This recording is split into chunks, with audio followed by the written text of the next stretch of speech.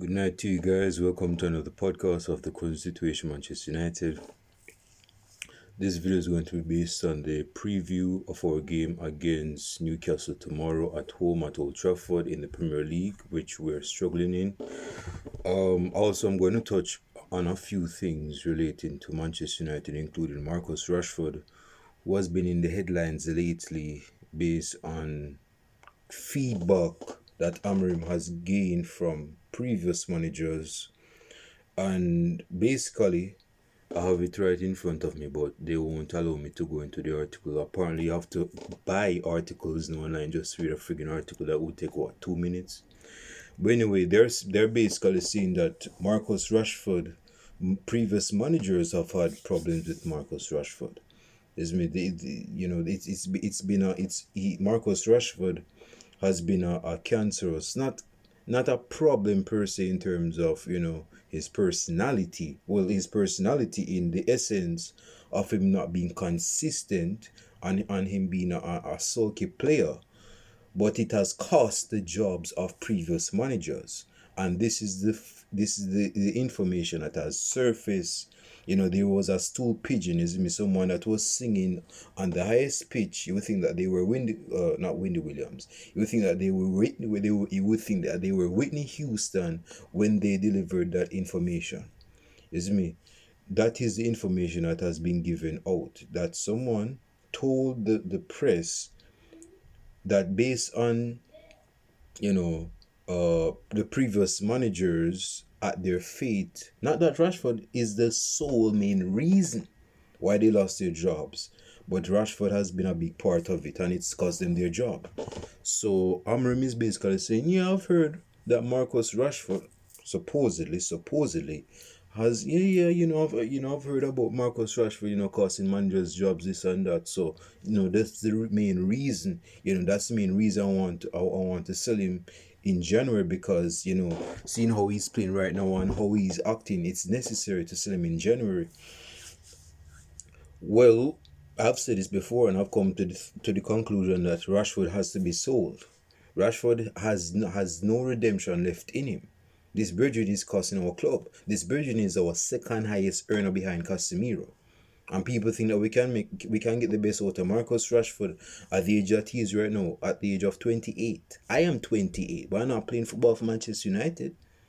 I'm not the one that is getting cooked because I cost previous managers' jobs. So yeah, Rashford really needs to leave this club, bro. And if he doesn't leave this club, if he doesn't leave this club, then he's going to get exposed a bit more.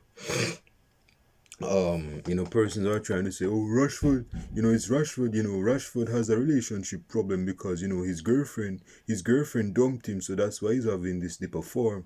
Because, man, hey, I don't want to even hear that, bro, because to be honest, when you're a professional player, man, you have to stay professional, bro.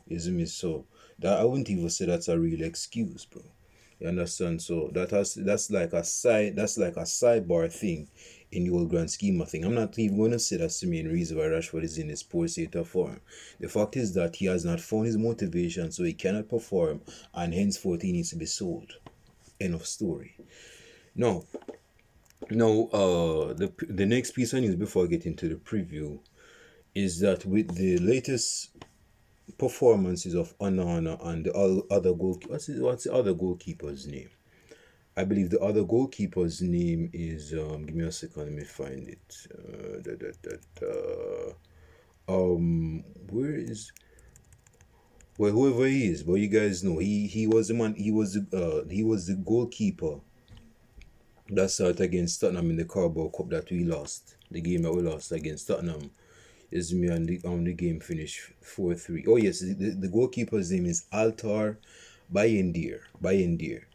Now, birds of a feather is having it that Sir Jim Ratcliffe and his INEOS company, I wouldn't even say company, but INEOS is looking to sack the goalkeeper coach. And the goalkeeper coach's name is Tony Cotton. So he's looking to be the next victim on the chopping block. Now, if this is the move that they want to make a statement saying that, Onana's goalkeeping performances and also Bayendier's performances. I mean, this Bridgen just played one game.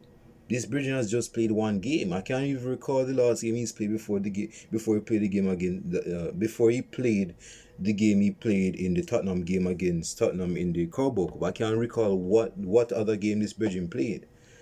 But INEOS has come to the conclusion that Tony Cotton, that's the coach for these two, goalkeepers, needs to go. He needs to be sacked. Now, again, if that's the move that INEOS needs to make, then go ahead and make that move. Go save money. But at the same time, man, you have to put accountability on Onana. Because Tony Cotton is not the one in goal. Tony Cotton is not the one that conceded from a goal from a corner kick. He's not the main reason those players, Onana and Bayendier, conceded the goals they conceded. They're not Tony Cotton is not, and this is not me really defending him, but hear me out. Tony Cotton is not the reason. Tony Cotton wasn't in goal when we conceded 4 goals against Tottenham in the Carabao Cup that we lost. Tony Cotton is not the reason that we lost against. We lost against Nottingham Forest, who is in second place, by the way. Can you believe that? We lost against. Who we lost against? Bournemouth. And we lost against Wolves. You cannot be saying Tony Cotton is the main reason why Onana conceded the goals he conceded. He wasn't playing in the game. But evidently, and this goes along with the manager, when you have 11 players and one manager, and one of them has to go, the 11 players versus the one manager, which of the two is the easiest ones to go? The 11 players are the one manager. You get what I'm saying? So it's always going to be, even a pimp says this, but this is relating to football, but this is what a pimp, I believe Gorgeous Dre said this in one of his YouTube videos, the former pimp, Andre Taylor, that's his real name. But he said, even it's not your fault, it's your fault. Which means that even because if you're presiding over a company and your company has fell into disrepair, it's bankrupt and it's losing money, it's evidently, you may not see it as your fault, but you have to look around your surroundings, man. Evidently, you're at fault. That is your company, and your company is losing money. You see me? So, in essence, it may not be his fault, the reason why Onana conceded the goals he conceded, but at the end of the day, it's still his fault. Because he's the coach for Onana. Same thing with Bayendier. If Tony Cotton gets sacked, I won't have no problem with that. Again, he's the main reason he coaches these players. He's the one that coaches these players. And for some of you guys asking, well, what are you talking about? If even if it's not your fault, it's your fault. What are you talking about this pimp? The thing is that he was coming from a woman's perspective, saying that even how a woman behaves towards you, etc., in a relationship over a period of time, you may not think it's your fault, but it's actually your fault. So that's where he was coming from. But anyway, the point is that Tony Cotton has to be accountable because he coaches these two goalkeepers. So he has to be held accountable. Same with the manager. If the manager is losing games, he's not the one that's playing. He's not the one busting sweat on the football field playing for 90 minutes. But at the same time, if we're losing games at the same time, then he needs to go. And that's the same thing with everything. Ole Gunnar Solskjaer, Jose Mourinho, Van Gaal, Moyes, all of them got sacked. Not only because they were incompetent to a degree, but it's because the players were not playing up to speed. And that's the same thing that managers supposedly are saying about Rashford. Going back to Marcus Rashford. Rashford needs to leave, man. He has accomplished a lot for this club. I'm not saying he's won the Champions League for Manchester United because he hasn't. But he has made a name for himself at Manchester United. Yes, me, from 2016 to 2020. Well, he's at Manchester United. So let's say from 2016 to 2024. That's what, 4 years? That's not 4 years. I'm bad at English. I'm bad at maths. Look at me. I mean, anyway, that's 8 years. Because I was about to say I am bad at maths when I said English. Like, well, I'm bad at English and math, but that's beside the point. The point is that this version has been here for 8 years, and over the span of the 8 years that he's been at Manchester United, he's been inconsistently. He's been inconsistent, not inconsistent. Man, my English is off the rails. But yeah, man. So going back to I'm going back to Tony Cotton because you're not going to get away with it. So if INEOS sees that Tony Cotton needs to go, then he needs to go. He needs to go. Same with Rashford. No, again, I'm not saying that Rashford is the main sole reason why we're losing games. He hasn't even played games lately, but at the same time, this is not the player you want to keep in your squad with that attitude, though. This Virgin is a party pooper, man. Why are you keeping this guy for? Garnacho, I'm gonna talk about Garnacho in a second, and I'm getting to the preview. I just need to hear out a few. There's a few things as a Manchester United fans that needs to be aired out. Few dirty laundry that needs to be cleaned. So this is what I'm talking about. The things that I'm talking about right now. So yes, I think Rashford has been given too much chances though. I think the main, if Rashford kept his what number Rashford had before he got the number 10. I think he used to be number 44. Then he changed from number 44 to, I think, 14. No, Jesse Lingard was number 14. I can't remember, but I think it was 18 or something. Yeah, I think it was 18 or something. But when he got the number 10, Rashford wasn't playing the same way he was playing with the number 18. He wasn't playing the same way. But I'm not saying that the number 10 has an effect. Probably on a psychological level it does, but I'm saying that we have spoiled Rashford.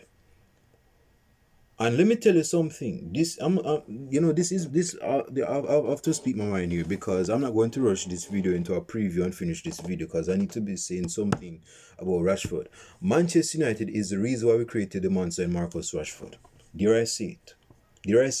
We're the reason why we're the reason why Marcus Rashford is the player that he is today. We are the reason for that. We are the reason for that, and I'm gonna tell you why. When Rashford came on the scene in 2016, he was scoring goals left and right. That is not refuted. When he came to the EuroLeague, he scored twice on his EuroLeague debut. In his Premier League debut, he scored twice. In his Manchester Derby debut, he scored against City away from home, which ended up being the winning goal. He scored on his English debut.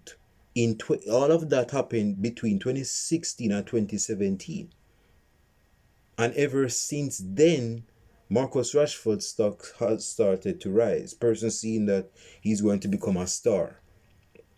So with it, 2018, despite him having his inconsistent games and whatnot, he still played all right. He still played good games, and he scored goals, and that continued into 2019.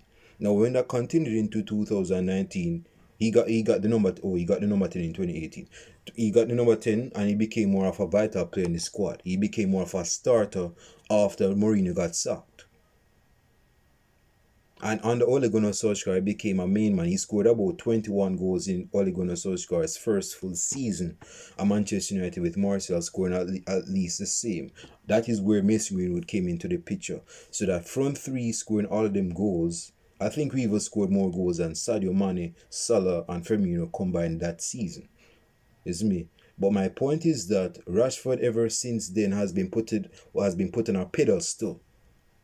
All of those years. And it's not like he didn't earn it. In some cases he earned it, but a lot of cases he didn't. He didn't, man. He didn't. We gave him too much wages at an early age. We gave him too much leeway at an early age. If this was another player, that player wouldn't have gotten the leeway that Rashford got. He wouldn't have gotten that amount of leeway. We babysit Rashford. We give him the number 10.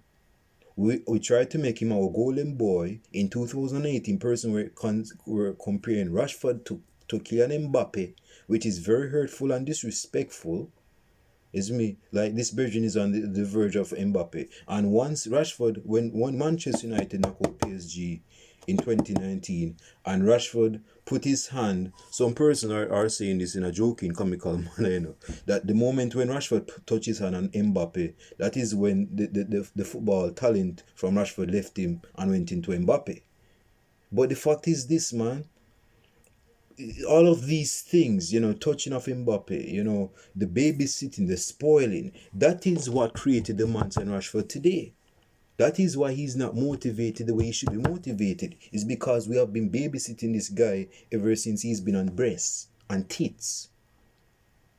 And he hasn't really proven himself on the biggest stages. No, I'm not saying that he hasn't scored crucial goals. He scored crucial goals. But come on, man, persons comparing this Virgin to Mbappe and saying that this Virgin is one of the best players. Man, stop it, man. This Virgin had a couple of good seasons, man. And see, and this goes back to parenting. And I know I'm not a parent, but hear me out. This is synonymous with being a parent. You babysit your baby for all of the years that you have had your baby as your child. You've been babysitting him, you cuddle him, etc. Now, when this baby get bigger, you're complaining about why he's unmotivated. He's entitled. You're the person and the problem as to why that baby became the person that the baby became. It's because you have been babysitting that baby ever since long. And when that baby becomes big, they have that entitlement to them because you always spoil them with things just like that. Oh, them hungry, you give them a couple of cookies. Or them hungry next time, so you give them 2 cookies and 3 scoops of ice cream. And they had anything and everything at the fingertip, man. They didn't need nothing. And when that baby grow bigger, they believe the girl's supposed to come, if he's a male or even if he's a female, that females have to come to him and he do have to come to them. That's the entitlement problem I'm talking about. And that's the same way I see Manchester United babysitting Rashford, man. Because they tried to make Rashford the face of Manchester United. They tried. And they failed. Because he was not performing. Or you go have an underperforming player as the face of Manchester United. Is that the message you want to send?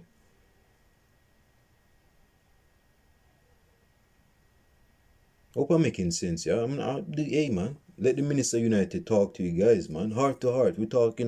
We're having a heart-to-heart talk right now about Rashford and Manchester United. So yes, we blaming Rashford for the poor performances, but at the same time, we're supposed to be blamed for Rashford performances in one aspect, because we're the reason why Rashford is the player that he is today. A spoiled brat that cannot perform on a consistent basis. We have created this monster, this narcissistic monster. We have created it. Let's take accountability. I am putting myself in that category too, because I'm Manchester United. I'm not leaving out of this category. No. We are at fault for the reason why Rashford is the way he is. And that's the same thing. If we don't learn from this Rashford situation and experience, that's the same thing Manchester United is going to do with Garnacho.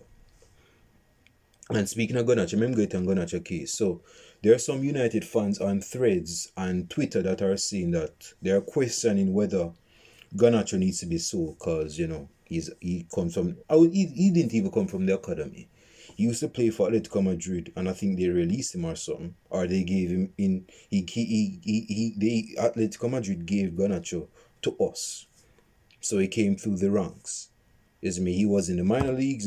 He graduated from the minor leagues into the major leagues and started playing main games for Manchester United ever since 2022.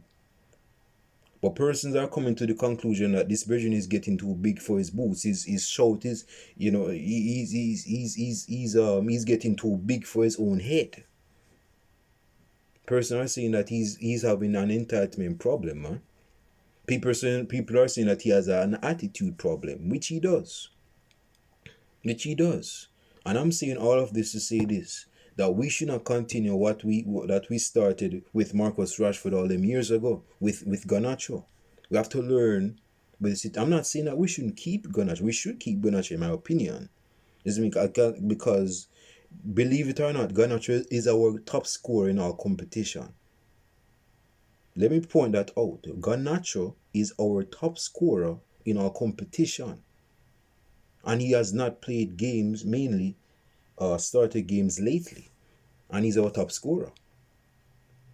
So I believe we should keep Garnacho. But what I'm saying is that we should not spoil him and baby feed him like the way we did with Rashford, where the player and the agent has Manchester United by the balls like this and demand the wages that he demanded. Again, this Virgin is our second highest earner behind Casemiro. This Virgin is on 300k per week, and this Virgin is not playing game out per week.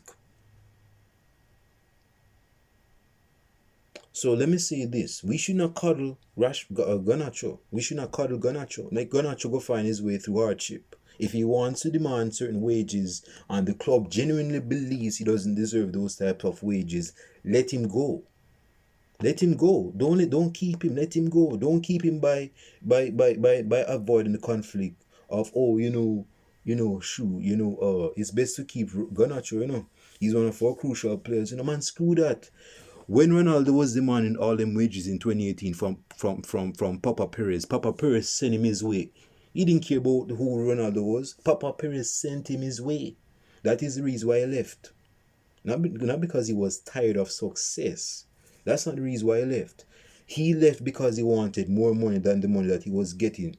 And when he wasn't getting the amount of money that he was getting, Papa Perez sent him his way. And this was a 28-year-old or a 30, I think it was 28 or 20 or 29 or something, Ronaldo. Send him his way. He didn't care who he was. So why we go keep why we go pull the sheet for Garnacho and keep him here? Why we go pull the sheet, pull the pawns of Rashford and try to keep him here? Send him his way. Send him his way. Hope I'm making sense, man, because see, this is the standards that we need to uplift, man. It's all good and gravy if we're saying the standards, but if you're not enforcing it, what does it mean in the grand scheme of things? You just yik-yakking, that's what you're doing. You're talking, you're doing empty talk. So yeah, Rashford needs to go, and I've said that like a month ago, if not a couple weeks ago, that he needs to go. Garnacho, keep Garnacho. At the same time, Garnacho needs to work on his work rate. When he loses the ball, he needs to drop back, and Casemiro got on his case about that. This Virgin needs to work on his attitude. This Virgin is just 21, and he's a father, and he's acting as if he's in his prime, like he's 26 or something. Dude, see, see, let me say this about Cole Palmer. Because I've watched a few interviews. I'm very intrigued by Cole Palmer. I can't lie about that. And you see, Cole Palmer is crazy as a fox. I know that I'm going on a tangent, but hear me out. Cole Palmer is crazy as a fox. Let me say that again. Cole Palmer of Chelsea is crazy as a fox. This basically, crazy as a fox means that you're acting one way to be perceived as one way, but deep down you know what you're doing. That's the same thing with Donald Trump. Donald Trump has been fooling persons for years, thinking that he's crazy, he doesn't know what he's talking about, and that he's silly and making fun of himself based on the comments that he makes. But Donald Trump knows what he's doing. He knows what he's doing. He's crazy as a fox. Going back to Cole Palmer. Cole Palmer knows that English players at a young age have been hyped ever since they have been in diapers. That is the reason why he's having them dead interviews. That's why he's having that dead, impassive, that emotionaless, Marlo Stanfield, Michael Corleone look on his face. He doesn't want to look as if, you know what I mean? He doesn't want to seem as though he's there already. When he makes a comment, it's like 3 words and that's it. That's it. He's not going deep into it. He's not overbeating himself. He's saying he's helping out the team, and that's important. That's it. He's not up there so to set and long. Hey, I don't want this brethren to be I don't want him to be media trained. Let him see the way that he is right now. Because he knows that there has been a long history of English players that have been hyped through the English media, and those English players throughout the years have lost the drive, the determination, the enthusiasm, the passion to fulfill their potential. I don't even want to go down the list because this will be a 15-hour video. But the point is that Cole Palmer he knows why Cole Palmer knows what he's doing. Don't you forget that. He knows what he's doing. He's not up there to be no puppy show, is me in no interview. He's not doing that. He speaks on the football pitch, and that's what's important. So he's crazy like a fox. He said that Rashford and other past English players that has been overhyped by the media has failed him because they failed to fulfill his potential in the long run. Cole Palmer is still a young youth, and he doesn't want to fall into the rabbit hole. He doesn't want to fall in that rabbit hole. He doesn't want to. So that is the reason why he's having them dead into. It's not because he's a dead person. It's not because he knows what he's doing. Again, he knows what he's doing. Cole Palmer, he's crazy like a fox. Don't forget, he's crazy like a fox. So going back to going back to Garnacho, we can't act as if this virgin is like our main player. We can't act like that.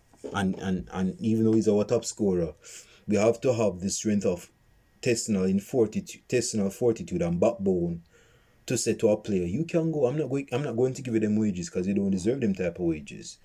You can go if you want them wages elsewhere. You're not going to get them right here. That's what we need. That's again going back to Ronaldo and Real Madrid. That's why Real Madrid is up here when it comes to standards. It's because Papa Perez, this Godfather gangster, keeps the standards and enforces them, and he's not breaking it for nobody. He's not breaking it for nobody. He's not breaking it for Ronaldo. He's not breaking it for Ronaldo. Ronaldo went his way because Perez knew that Ronaldo was not on the same wavelength as Messi. That is why he sent him his way, and he went to Juventus and get the wages that he demanded from Papa Perez, that he refused to get from Papa Perez, because Papa Perez didn't believe that he deserved them wages. That's simple.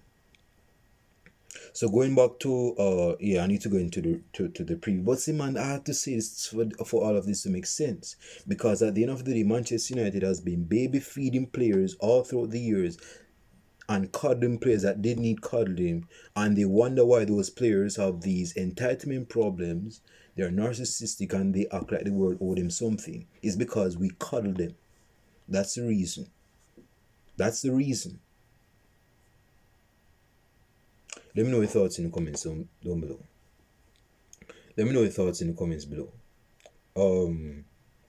I'll say this before I go into the preview after 28 minutes. We have to be held accountable for our actions. We are the reason why these players play the way they play.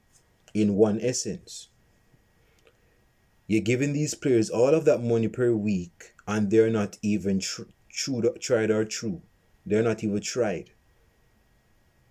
Gold is not gold until it's tested. If that gold doesn't go in the fire, how you know it's gold? How you know that it's gold quality? It has to go through fire to know that it's gold, man. You can't say it's gold just because it look like gold. It could have been gold and trash. But you go no say it's gold if it goes into the fire and it stays in the fire. So those are you see with the Bruno Fernandes in our squad, man, because he got red card, man. We have to see where our passion, our drive is going to come from, because he's the main epicenter. He's the main man in our squad.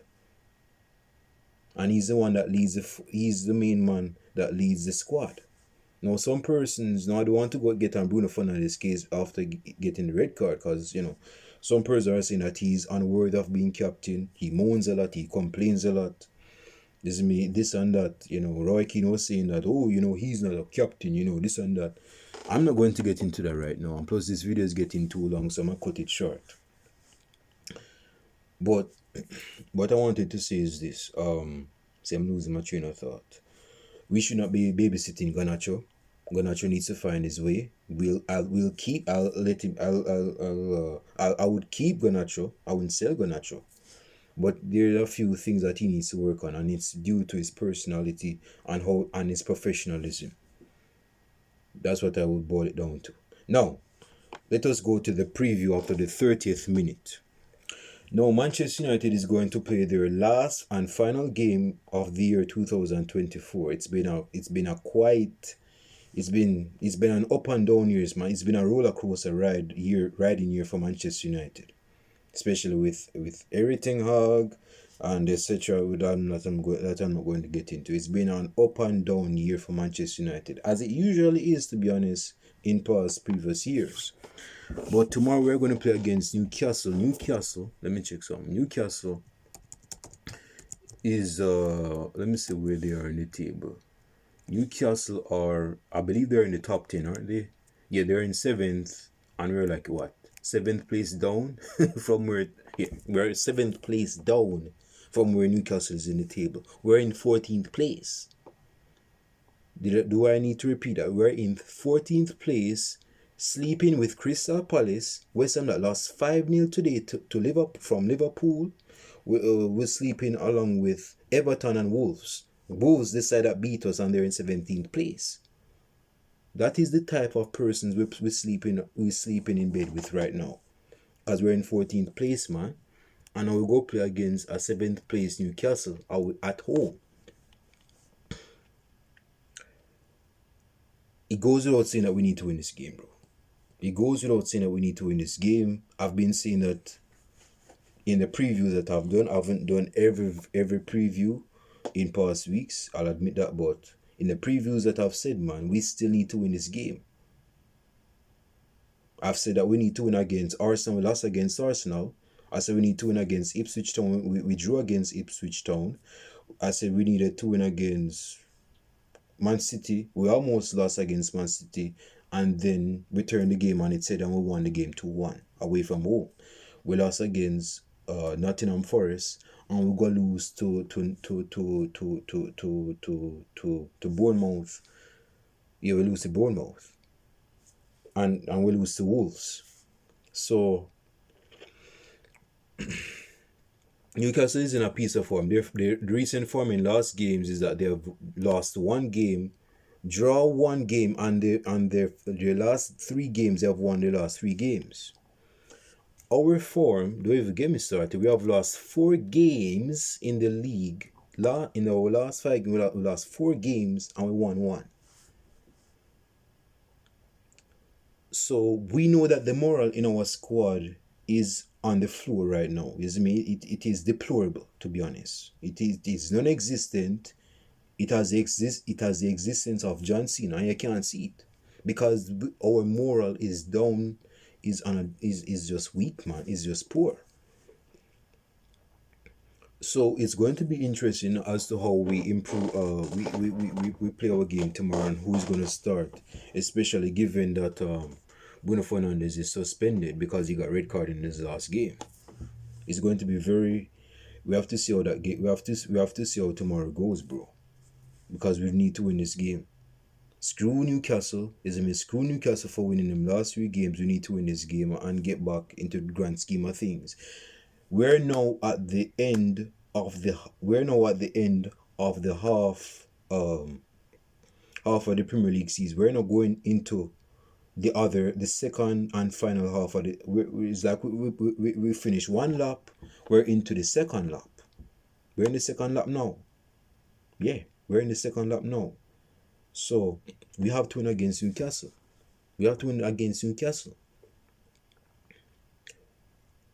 My starting 11 is this: Onana in goal. Now let me say this, and I know that I've been commenting and going on different war parts, but hear me out. There have been persons criticizing Amorim lately because of his style of play. I'm not going to get on I've gotten on Amorim for that, for the self-play, particularly more so with his formation, because as I've stated in past weeks, that when we play the 3-4-3, the 3-4-3, our wing backs are way up here. So our three centre backs, the one centre back is like one big centre back, the last man, and the two wide centre backs are like full backs because they're way out, so they're wide. They're wide. So when we lose the ball, particularly in our own box, and the fullback way up, so the striker way up, so the number 10, the other midfielders way up, so, and we have one midfielder and three centre backs that are down here, so we're going to get exposed, and we have been exposed. Think of the goal that some sides scored against us in the EuroLeague and one against us, I believe. I think we either drew the game or lost the game at home in the EuroLeague. When Malacia started that game and he was playing. I think he started that game and he got subbed off. Yeah, man, Malacia was out of touch, and when Luke Shaw came on, Luke Shaw was at the halfway line, is me, and the side that we were playing against were attacking us, and he scored from it. So that's what I'm talking about. So this 3-4-3 is not a unicorn formation. It has loopholes in it that can be exposed and has been exposed.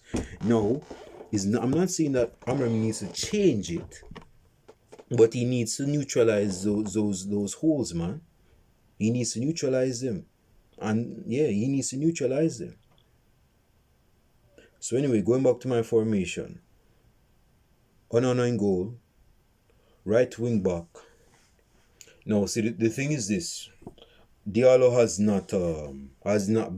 has cooled down in terms of his form. I'm not saying that he's playing bad, but he's not playing in the hard form that he was playing in some weeks back.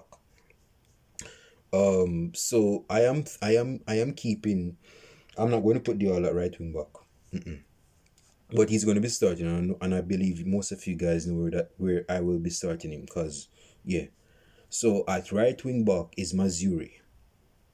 At right wing back, I'm starting Mazuri. Right centre back, I do not want to be seeing Leniero in the starting lineup. I do not want to be seeing this bridging in the starting lineup, bro. Is me, hold on, I'm seeing notifications. I do not want to be seeing Leniero in the starting lineup. So because I don't want to see Leniero in the starting lineup, I am going with Well, I'm dumbfounded. I can't even know. I don't even know who I'm starting with.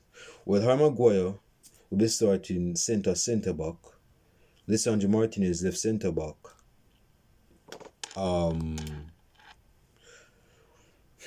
Lindelof is back from injury, but I wouldn't start him. I wouldn't start him in this game. I'm not taking that risk. I wouldn't start him in this game. So I am going with. You know what? Is Johnny Evans. I'm going with Johnny Evans as right centre back. Again, I could be wrong, but that's what I'm going with. Left wing back is Dalot. In midfield, Kobe Mino has been getting criticism lately based on his performance in midfield. Ugarte is going to start. That's not even a question. Ugarte is going to start. And with Ugarte starting, I'm going with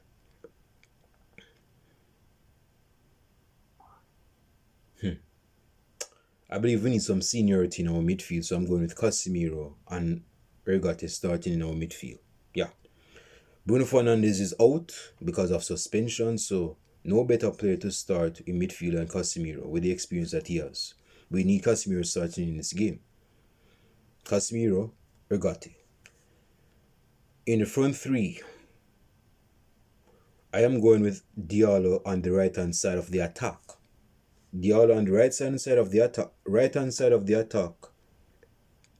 I'm going with Rasmus Hojlund starting this game.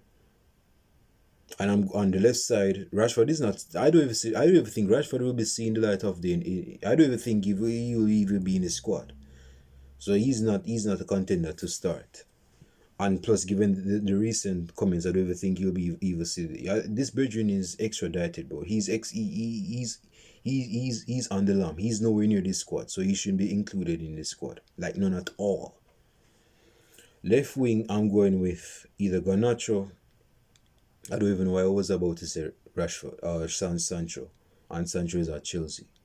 I'm going with Garnacho starting. I don't see no other player starting. I don't believe Xerxes is going to be starting. No left wing. This bridge ain't no left winger, man. This bridging slows. I'm not even going to get into that because I don't want to get on him. But he should not be starting left wing, man. Unless Amorim has something in the bag where he drops and play as a number 10, linking Højlund and Diallo in attack. So if that is the game plan, is me that Amorim has up his sleeve, then let him go roll with it. But if that's is not the case, and he wants him to play as a traditional winger, man, screw that, man. Nobody wants to be seeing Xerxes as a winger. So yeah, Garnacho starting, as if I have a choice. As in the attack, I'm getting distracted, my bad. Højlund as striker, Diallo right wing, that's the attack. The midfield along with the wing backs, Dalot left wing back, Casemiro and Ugarte, and Xerxes, man, what the hell is wrong with me?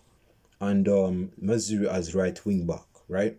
Mazuri has to work on his composure in certain areas of the box, because he shouldn't have given away the penalty that he gave away to Kluivert when we played against Bournemouth at home some weeks back. And our back three is Johnny Evans. Hold on, Johnny Evans are injured or something, man. What's wrong with me, man? I think something wrong with me or something. I'm not sure, but I'm going with Johnny Evans. If I'm wrong, then I'm wrong. But I'm going Johnny Evans at the back, Harry Maguire, Lisandro Martinez as the back three, and of course Onana in goal. Leave your starting 11s in the comment section. My score prediction. It's just hard to be a positive Manchester United fan these days, huh? It's like whenever you try to predict a positive score and in our favor, go lose the game. But I'm going with I'm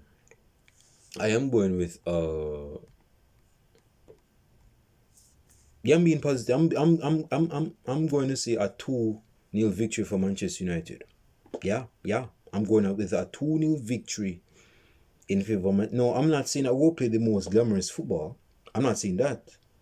But if you score 2 goals, I don't care if it come off for your big toe, off for your backside, or off for your back or your head back. I don't care where it comes from. But if we get 2 goals, if we get 2 goals and we get 3 points, it's progress. Yes, it's progress, because we need to get into that top 10. We're in 14th place. I don't think a lot of you guys deep it, so let me come closer so you guys can deep it. We're in 14th place. We're like 5 points off relegation. And in terms of standing, we're like 3 places off relegation. This is Manchester United now. This is Manchester United. And we're in 14th place, near relegation zone. So we need 3 points tomorrow. I hope that's sinking. Comments below. Like and subscribe to the channel. Let me know your thoughts down below in the comment section. Hit the bell as well so that you can be notified on each upload. And with that being said, our brother is out. Peace.